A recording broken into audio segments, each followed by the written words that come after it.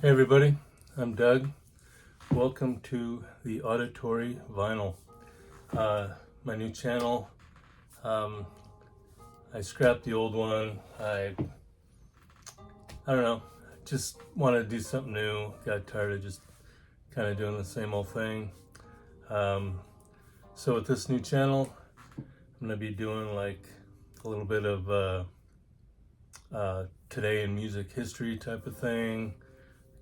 Maybe a little bit of current events, who's touring, just whatever, and I'll show some vinyl also, of course. Um, Thank you to everybody who's already subscribed. Haven't even had a video out yet, and I already got like 10 subscribers, so that's awesome. So thanks to all of you who have already jumped on, and welcome to everybody. And I hope this works out. Hope people like it. Let me know, obviously, what you think. So right off the bat, we'll run into some vinyl history. In 1968, Simon and Garfunkel, Mrs. Robinson, dropping my notes already. Hit song off the movie The Graduate. It was the movie was a hit. The song was a hit. It was also on Simon and Garfunkel's album Bookends, which also had Hazy Shade of Winter on here. The song went to number one. Mrs. Robinson went to number one. It won Record of the Year, and it also won Best Contemporary Pop Performance by Vocal Duo or Group. So, huge hit for them guys. A while back, I watched like the first couple seasons of Saturday Night Live, and I think it might have been the first week or the two. Paul Simon was on there, and Saturday Night Live was so different back then. They hardly did any comedy. So Paul did like 4 or 5 songs, and there was just a couple little stand-up routines. And also I thought it was weird, I think again that first week, Toni Basil, Hey Mickey song, she got on there and she just did a dance routine. So just thought that was interesting. What else? 1987, Heart's 9th album came out in June. Big hits, Who Will You Run To, and Alone. This was another one of their ones where management decided to bring in outside writers because the record sales has kind of dropped off. And even though this one and the one right before it were like their 2 biggest albums, the Wilson sisters, I guess it was kind of bittersweet. Yeah, it was huge and they made a bunch of money, but since it wasn't their writing, they just weren't feeling it, even though you'd never know when you'd hear the songs, because she's such a great singer that, it sounds like she's emotionally into the lyrics. But 1979, Donna Summer, Bad Girls, was number one the week of June in 1979.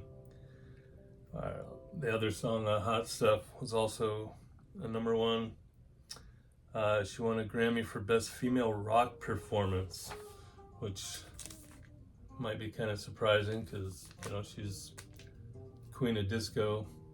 But yeah. The Walk Away, I think, was another hit single off here. It was a great album. I was kind of surprised she actually wrote the lyrics and the music to almost all the songs on here. So that's kind of cool. 1984, Bruce Springsteen, Born in the USA. Huge. Born in the USA, Cover Me, Downtown Train, My Hometown, Dancing in the Dark, Glory Days. Just tons of hits off of here. Actually, 12 songs were released as singles. Dancing in the Dark made it to number 2, but it was blocked by Prince's When Doves Cry.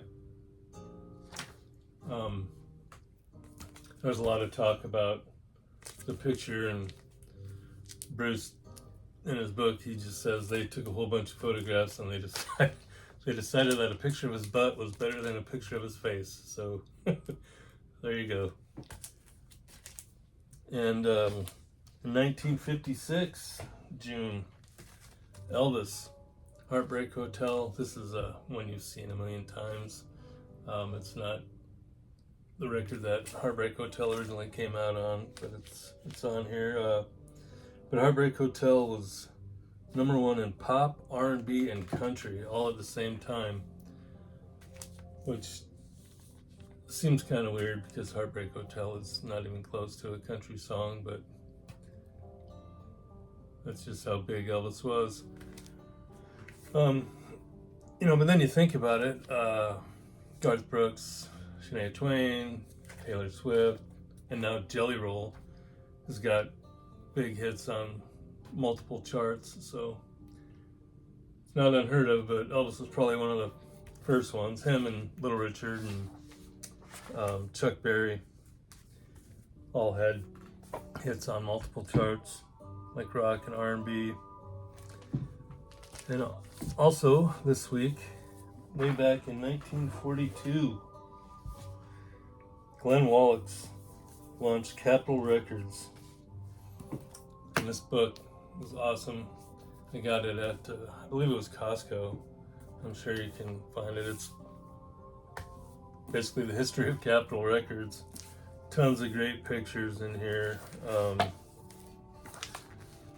Nat King Cole. I won't show you all of them, but there's just some good ones. Dean Martin and Frank Sinatra.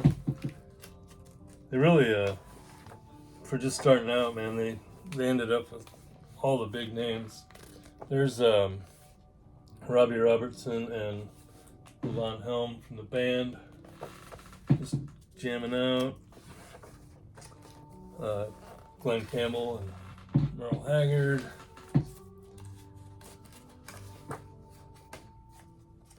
What else we got here? Beck wrote the foreword for this, so that's kind of cool.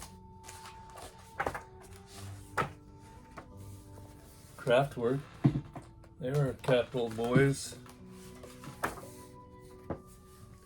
Rod Stewart and Don Henley.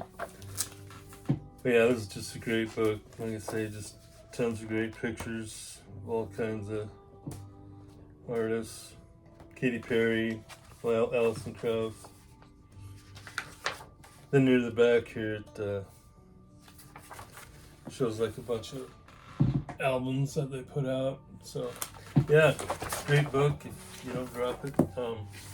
Yeah, if you can find it, it's an awesome book. Very cool. Capitol Records, 1942. What else? 1989, it was announced for the first time compact discs were outselling vinyl records.